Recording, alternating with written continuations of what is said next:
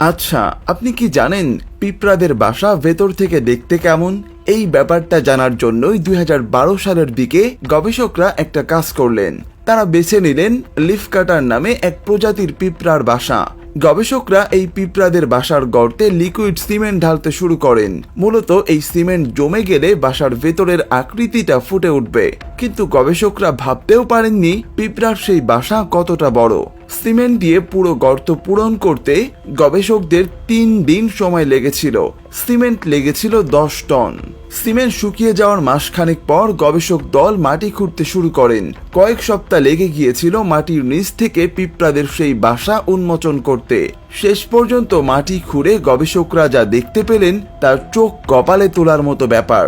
সিমেন্টের কাঠামোটিকে দেখে কোনো আর্কিটেক্টের নকশায় বানানো জটিল কোনো স্থাপনা মনে হতে পারে, কিন্তু সেটি আসলে ছিল পিঁপড়াদের বানানো জটিল এক কলোনি, যাকে প্রায় একটা শহরই বলা চলে। পিঁপড়াদের সেই কলোনিতে ছিল সবকিছুই, বড় বড় হাইওয়ে থেকে শুরু করে ছোট ছোট শর্টকাট রাস্তা, সেগুলোর সাথে যুক্ত এক একটা চেম্বার। প্রতিটি চেম্বার ছিল আলাদা আলাদা কাজের জন্য। এমনকি পিঁপড়াদের সেই কলোনিতে ছিল ফাঙ্গাস গার্ডেনও, যেখানে সংগ্রহ করে রাখা যাবতীয় পাতার স্তূপে ফাঙ্গাস জন্ম নেয়। সেগুলো আবার রানী পিঁপড়ার লার্ভা টিকিয়ে রাখতে সাহায্য করে। পিঁপড়ার সেই কলোনি ছিল রীতিমতো গোলকধাঁধা।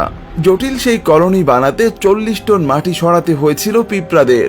500 বর্গফুট জায়গা জুড়ে 26 ফুট গভীর এই কলোনি।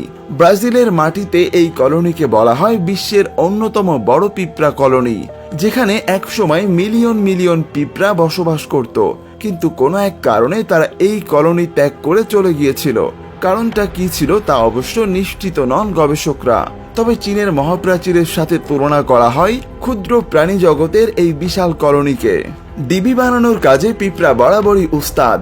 স্থান ভেদে এসব ডিবি পিঁপড়াদের বসবাস এবং লার্ভা থেকে সন্তান জন্ম নেওয়ার জন্য পরিমিত তাপমাত্রা এবং উপযুক্ত পরিবেশ প্রদান করে। সাধারণত সব ডিবিতেই পিঁপড়ারা মাটি খুঁড়ে অনেকগুলো সুড়ঙ্গ বানায়। অনেক সময় এদের সুড়ঙ্গ প্রায় 20 থেকে 25 মিটারের মতো গভীর হতে পারে। অনেকে মনে করতে পারেন একটা ডিবির ভেতর কয়েক হাজার পিঁপড়া মিলে আর কয়টা সুড়ঙ্গ খনন করবে, কিন্তু শুনলে অবাক হবেন। জাপানের হোক্কাইডো দ্বীপে প্রায় 670 একর বিস্তৃত পিঁপড়ার কলোনি পাওয়া গেছে। সেই কলোনিতে সন্ধান পাওয়া গেছে প্রায় 45,000 সংযুক্ত সুড়ঙ্গের। সেখানে 10 লক্ষ রানী পিঁপড়ার অধীনে প্রায় 360 মিলিয়ন শ্রমিক পিঁপড়া কাজ করেছে। এত বড় কলোনি পরিচালনা করতে পিঁপড়াদের মধ্যে একটুও নিয়মের হেরফের হয়নি। সবকিছু সুশৃঙ্খল এগিয়ে গেছে বছর বছর ধরে।